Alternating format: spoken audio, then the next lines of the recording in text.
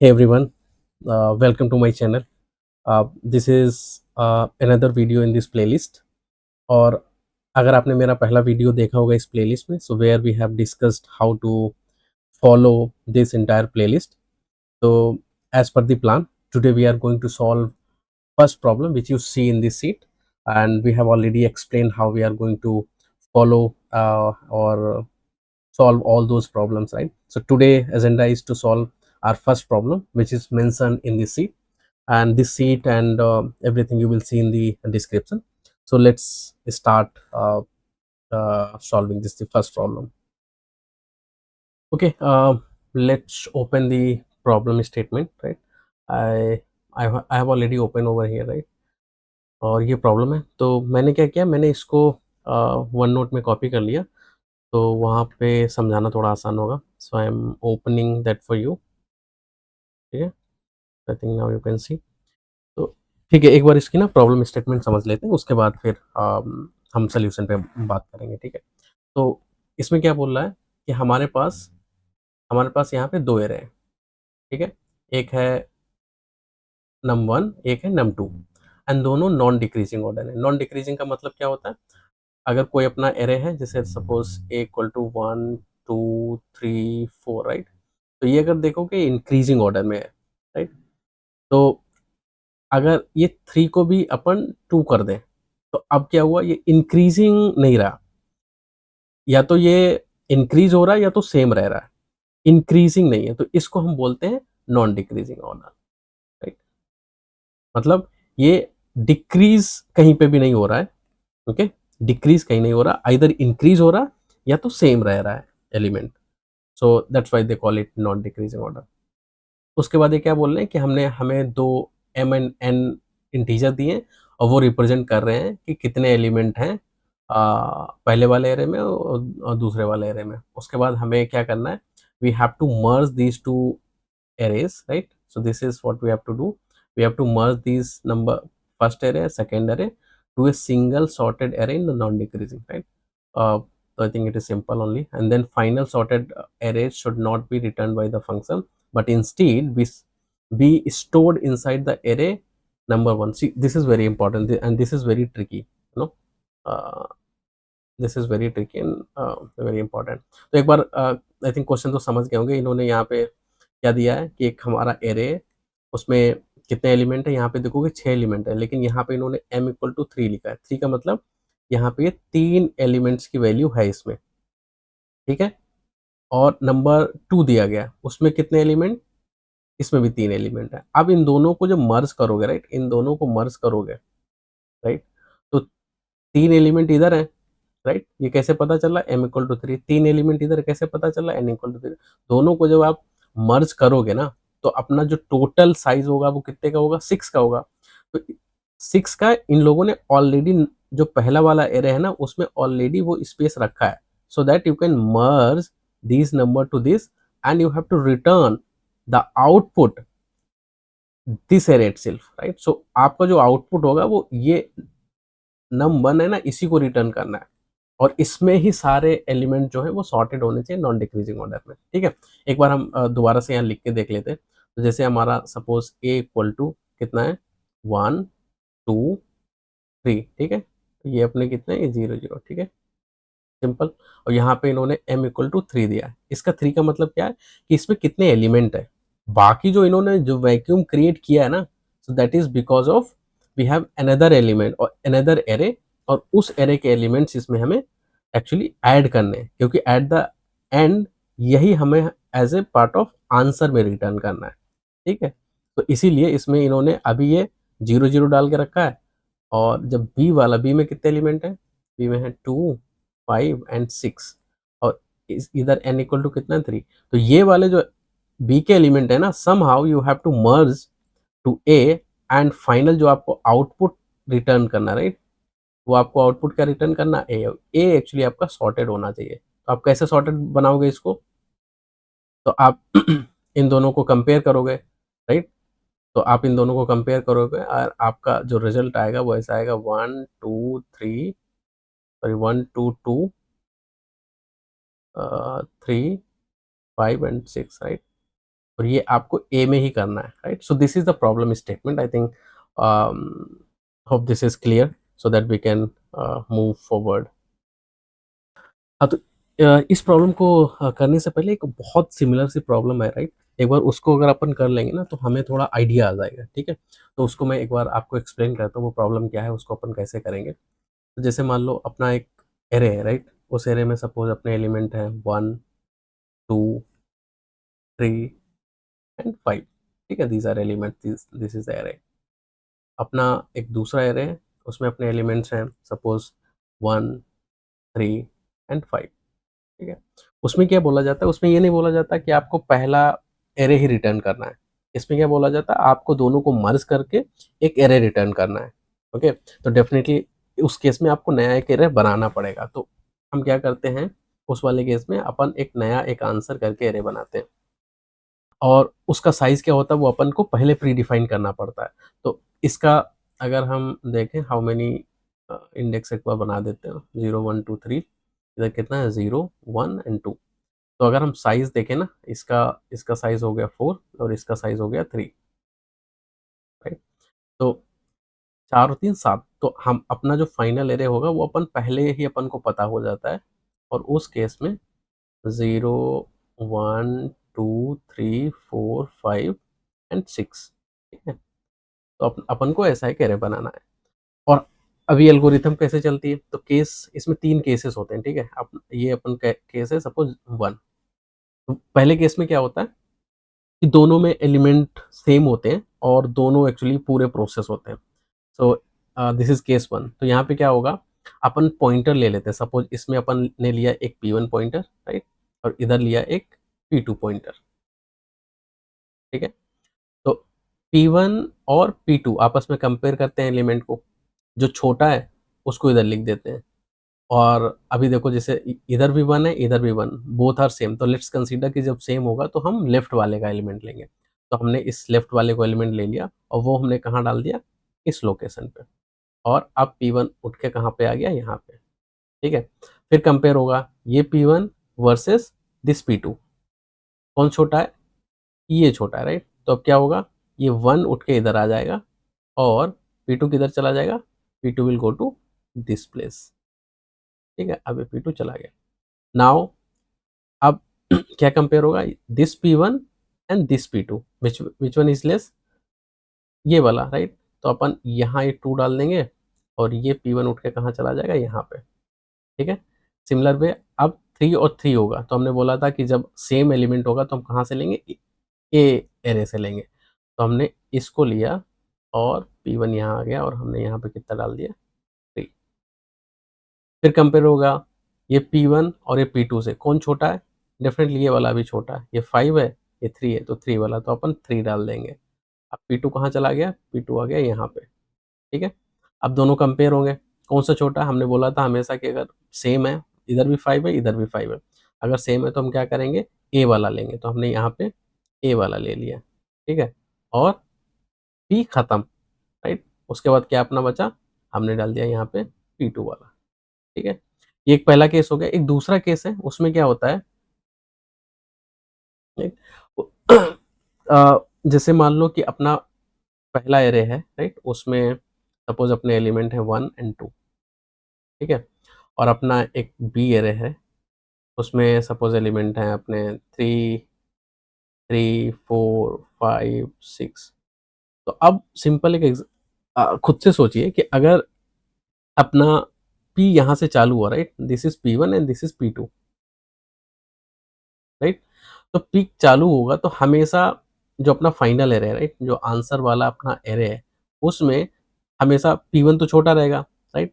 तो पहला एलिमेंट आ गया, उसके बाद इसमें दूसरा भी एलिमेंट इधर से आ जाएगा क्योंकि इन ये these both are less than this, right?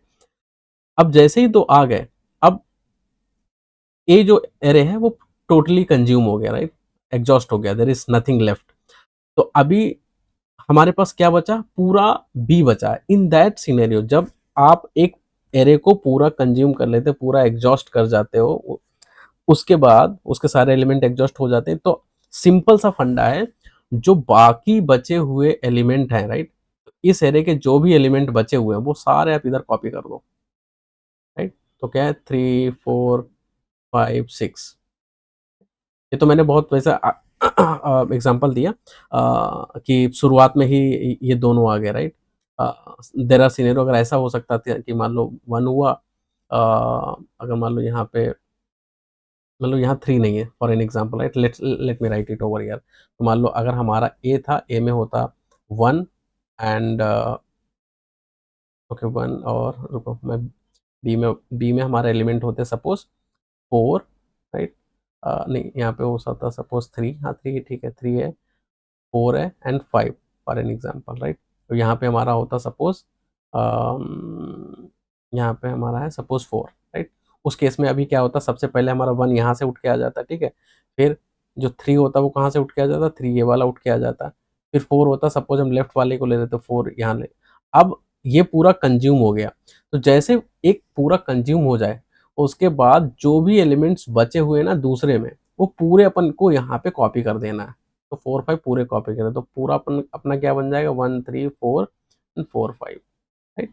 1 3, right. तो क्या हुआ, 1 3 4 4 5। I think you understood, right. तो ये केस पर्सपेक्टिव से एक अपना केस 3 क्या होगा, वेरी सिमिलर कि अगर मान लो सेम ही है, मैंने पहले बोला था कि मतलब आप P2 के एलिमेंट कॉपी कर दोगे। इस केस में मैं बोल रहा हूँ कि सपोज अगर ए में 4 5 6 है और बी में जो है वो 1 2 मान लो 3 है। इन दैट केस अपना जो आंसर में जो एलिमेंट आएंगे पहले आएंगे इसके 1 2 3, राइट। और ये पूरा एग्जॉस्ट हो जाएगा। उसके बाद जो भी एलिमेंट बचेंगे हम इसको एज इज कॉपी कर लेंगे, right. So these are cases, और this is kind of a algorithm और टू थिंक लाइक जब अपना एक पूरा एग्जॉस्ट हो जाएगा दूसरे को कैसे अपन को कॉपी करना है। ओके, अब सोचते हैं कि इसको सॉल्व कैसे करते हैं।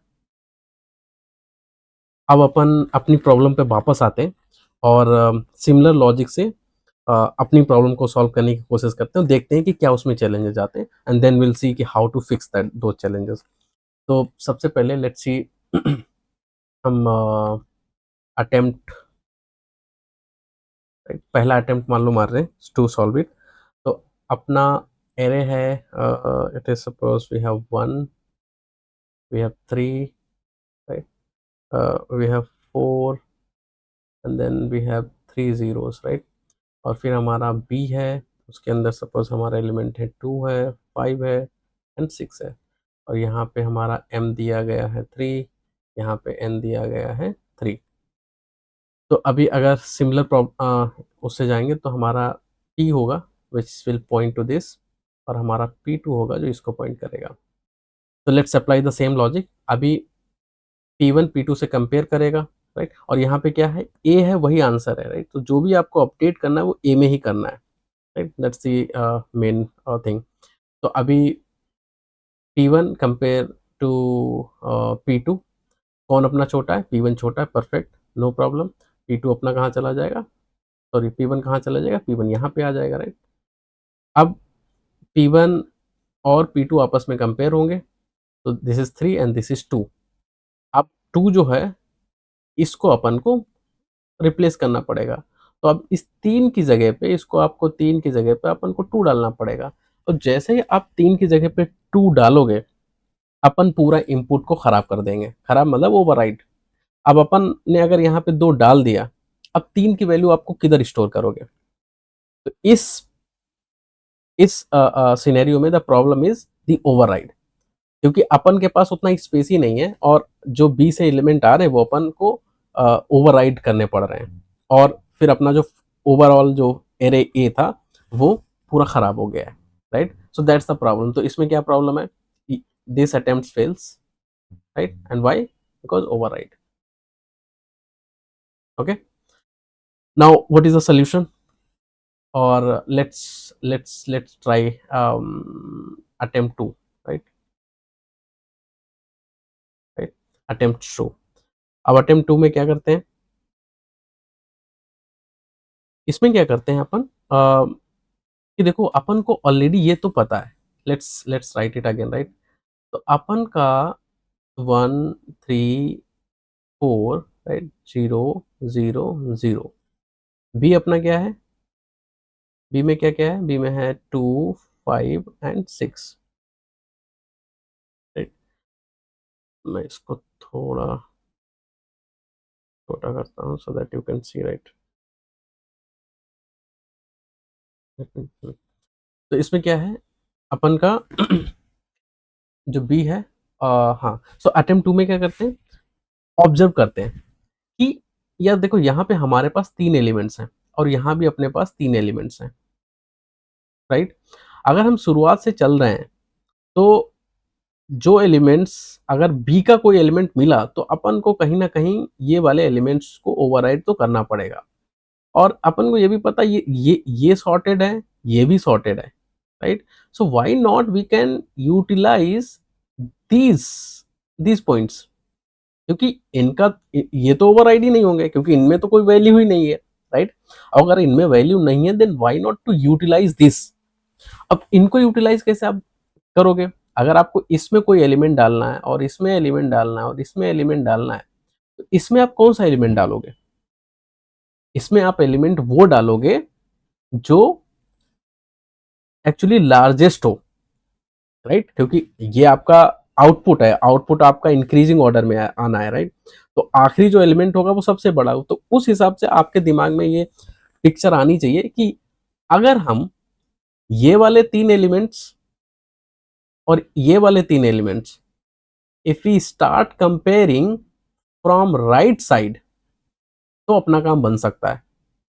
कैसे बन सकता है, लेट्स सी कि सबसे पहले अगर हमने जो P2 था ना उसको अगर यहाँ पॉइंट करें, राइट। आई थिंक अब आपको समझ आ रहा होगा कि इंट्यूशन बिल्ड हो रहा होगा कि लॉजिकली ये चलेगा कैसे। तो 6 और 4 आपस में कंपेयर होंगे, तो कौन सा बड़ा है, 6, तो अपन 6 यहाँ पे डाल देंगे, right. Late me write it here, right.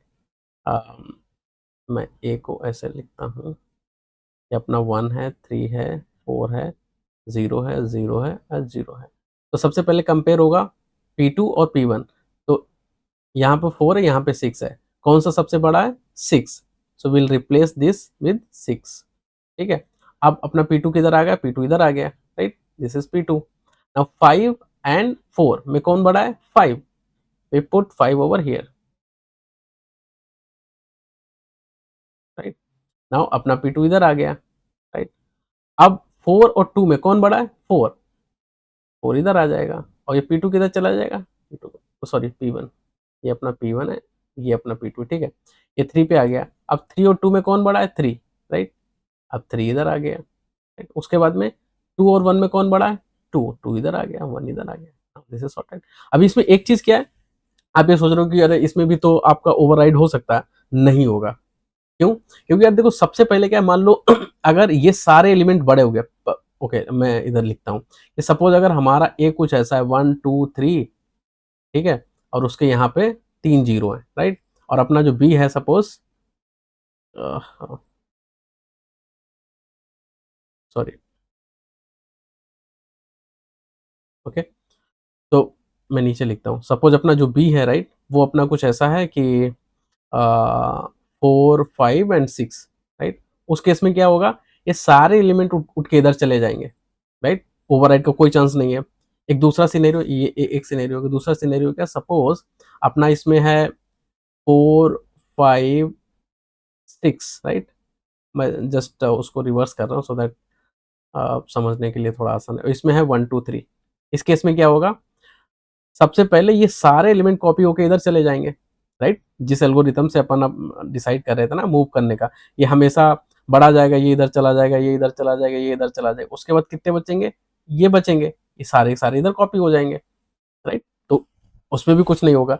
तो अगर आप देखोगे ये जब 3 एलिमेंट भरेंगे, राइट, तो 3 एलिमेंट कहाँ से भरेंगे, आपका या तो ये खाली होगा, राइट, या तो ये खाली होगा, या तो ये खाली। तो जब आप इस पॉइंट पे आओगे, राइट, इस पॉइंट पे, तो ऑलरेडी इसकी वैल्यू इधर जा चुकी होगी, गॉट इट। तो आप जब इस पॉइंट पे आए होगे तो समहाउ इसकी जो वैल्यू है डेफिनेटली यहाँ पे आ चुकी होगी, यहाँ पे आ चुकी होगी, यहाँ पे कहीं ना कहीं वो जा चुकी होगी for sure, right. So that's why this will work. I think ये जो इंट्यूशन था या जो थॉट प्रोसेस था वो आपको समझ आया होगा. If that is clear, then we can start coding about it. Okay, so I'll switch to the our id, and there I'm going to write the code. Okay, I think let's see the code, right? Let me open the code. Let me open the window first. Okay, perfect. Let me also go to that. Yep. So as we discussed, right, what all things we have to do. एक हमें p1 बनाना जो हमारे पहले array का array के last element को point करेगा, right. तो इसको हम बोल सकते हैं m-1, राइट. और फिर हमें एक p2 बनाना पड़ेगा, राइट. वो किसको पॉइंट करेगा? वो n-1, right. And why I am saying n-1 because वो उसका लेंथ है, हमें एक इंडेक्स कम रखना पड़ेगा, राइट. और फिर we also need the p, right. p plus n-1 ये हमें क्यों चाहिए? दिस इज द ओरिजिनल जो अपना P1 और P2 है, राइट. ये अपने वहाँ से चालू होंगे जहाँ पे एक्चुअली एलिमेंट्स, राइट. अगर मैं यहाँ पे आपको बताऊँ, कैसे बताऊँ? जैसे हाँ, सॉरी, अब कैसे बताऊँ? हाँ, यहाँ पे तो जैसे अपना यहाँ पे है, यहाँ पे हाँ, ये यहाँ से चालू होगा अपना कहाँ? ये P1, राइट. यहाँ से क्या चालू होगा? P2, right. लेकिन अपन को जहाँ एलिमेंट डालना है, राइट, डालना किधर है? अपन को यहाँ इस प्लेस पे डालना है. That's why I am saying p equal to m plus n-1. तो जो भी एलिमेंट पड़ेगा वो p में पड़ेगा, ठीक है. I think, I hope you understood. अब उसके बाद अपन एक वाइल लूप लिखते हैं, ठीक है. वाइल लूप, और इसमें P1 का जो वैल्यू है ना वो 0 से ज़्यादा होना चाहिए, क्योंकि अपन इसको रिड्यूस करते रहेंगे. और जो P2 है that should also be greater than equal to 0. और अगर ये सब कुछ सही है तो अब इसके अंदर अपना मेन कोड आएगा. अगर इफ़ जो B है, राइट, B का P2 अगर ग्रेटर देन और इक्वल टू A का P1, right, in that case, हाँ, इन दैट केस हमें क्या करना है? के ए के P में क्या डाल देना है? P2, ठीक है. एंड इस केस में अपन को क्या करना है? P2 माइनस माइनस, ठीक है. और एल्स केस में क्या करना है अपन को? अगर अगर बी वाला एलिमेंट बड़ा हुआ, राइट, तो उस केस में अपन बी वाले को डाल रहे हैं, अदरवाइज फिर ए वाले को डालना पड़ेगा. तो ए ऑफ पी में अपन क्या डालेंगे? ए ऑफ P1, राइट.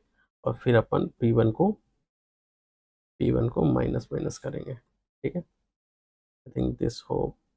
एंड उसके बाद अपन को जो एक चीज़ माइनस माइनस करनी है in all the cases which is P, right. तो ये तो अपना नॉर्मल हो गया. अब अगर हमारा कोई भी एलिमेंट बचता है, राइट, अगर कोई भी एलिमेंट बचता है तो उसको अपन को एज इज कॉपी कर देना है. इसमें जो ए जो बचा हुआ है सारे एलिमेंट है वो अपन ए में कॉपी कर देंगे. तो उसके लिए बहुत सिंपल कोड है, राइट. तो उसके लिए एक और वाइल लूप लिख लेते हैं. वाइल अगर ये P2, राइट, P2 अगर ग्रेटर देन इक्वल टू 0 है, सॉरी,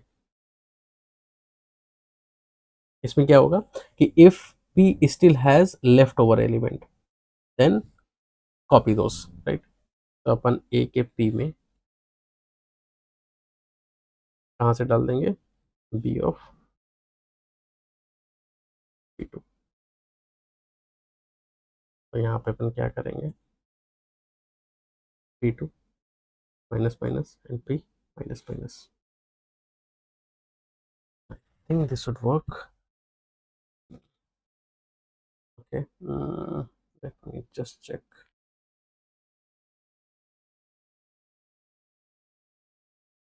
Sorry.